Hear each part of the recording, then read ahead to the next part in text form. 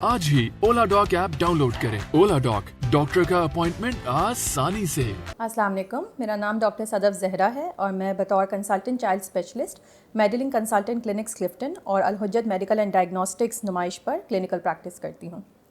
इस वीडियो में जिस टॉपिक के बारे में हम डिस्कस करेंगे वो है normal and abnormal newborn behaviour. वालिदैन अक्सर परेशान होते हैं बहुत सारी ऐसी बातों के ऊपर कि ये बच्चे के अंदर नॉर्मल है या नहीं है, या बहुत सी ऐसी एबनॉर्मल बातें होती हैं बच्चों के अंदर जिस पे शायद पेरेंट्स गौर नहीं करते और बर वक्त डॉक्टर से कंसल्ट नहीं करते। मैं 3 अहम पॉइंट्स के ऊपर यहाँ पर डिस्कशन करूँगी। इसमें सबसे पहली जो बात है वो है क्राइंग यानी बच्चे का रोना। न्यूबॉर्न बेबीज़ का सबसे इम्पॉर्टेंट मोड ऑफ़ एक्सप्रेशन रोना होता है। वो हर चीज़ को रो कर अपने आप को एक्सप्रेस करते हैं। रोने की बहुत सारी वजूहात हो सकती हैं, जिसमें हंगर, अगर बच्चा भूखा हो, पेट ना भरा हुआ हो तो बच्चा रो सकता है, या बच्चे की नींद पूरी ना हुई हो, बच्चा टायर्ड हो, उस वजह से भी बच्चा रो सकता है।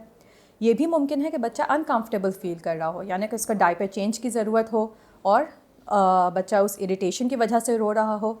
ये भी मुमकिन है कि खुदा न खास्ता किसी किस्म की कोई ऐसी सिकनेस, कोई ऐसी इलनेस चल रही हो कि जिसकी वजह से बच्चा पेन में हो। ये भी मुमकिन है कि इनमें से कोई भी वजह सामने ना आए और बच्चा बिला वजह रो रहा हो। ये भी बिल्कुल नॉर्मल बिहेवियर है। इस बिला वजह रोने की एक टर्म जो उमूमी तौर पर लोग जिसका जिक्र करते हैं उसको हम कोलिक कहते हैं। हर बच्चा कोलिक नहीं होता। कोलिक जैसे मैंने आपको बताया कि क्राइंग की बहुत सारी वजूहात हो सकती हैं, लेकिन एक वजह जो है वो कोलिक के नाम से भी क्लासिफाई होती है।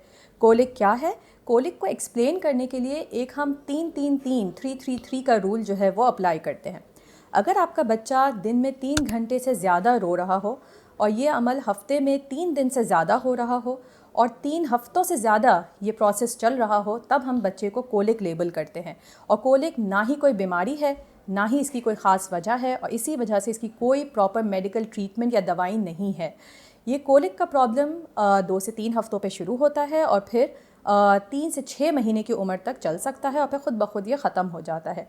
इसके लिए किसी भी किस्म की दवाइयों की ज़रूरत नहीं है, किसी हर्बल मेडिकेशंस की ज़रूरत नहीं होती, बल्कि मुख्तलिफ़ किस्म की सूदिंग रेमेडीज़ जो आपको बच्चों को पुरसुकून बनाने की टेक्निक्स होती हैं वो आप इस्तेमाल कर सकते हैं। जैसे बेबी मसाज आप कर सकते हैं, नाफ के गिर्द आप राउंड सर्कुलर मूवमेंट्स के साथ मसाज कर सकते हैं, बच्चे की टांगों को साइक्लिक मूवमेंट्स में मूव कर सकते हैं और बच्चे को अच्छे से आप स्वाडल यानी कि उसको रैप कर सकते हैं। दूसरी चीज़ जिसके बारे में बात करेंगे वो है स्लीप पैटर्न्स। पेरेंट्स को लगता है कि हमारा बच्चा बिल्कुल नहीं उठ रहा, कुछ पेरेंट्स कहते हैं पूरा दिन बच्चा सो रहा है। तो ये आपको मालूम होना चाहिए कि नॉर्मल स्लीप पैटर्न्स किस उम्र पे कितने होते हैं। एक न्यूबॉर्न बच्चा जो है वो तकरीबन 14 से 17 घंटे दिन में सोता है और ये बिल्कुल नॉर्मल पैटर्न है। बच्चा बार बार थोड़ी थोड़ी नैप्स लेकर 50 मिनट्स, 1 आवर, 2 आवर्स के इंटरवल्स पे उठता है और सिर्फ फीड करने के लिए उठता है और फिर फीड करके दोबारा सो जाता है।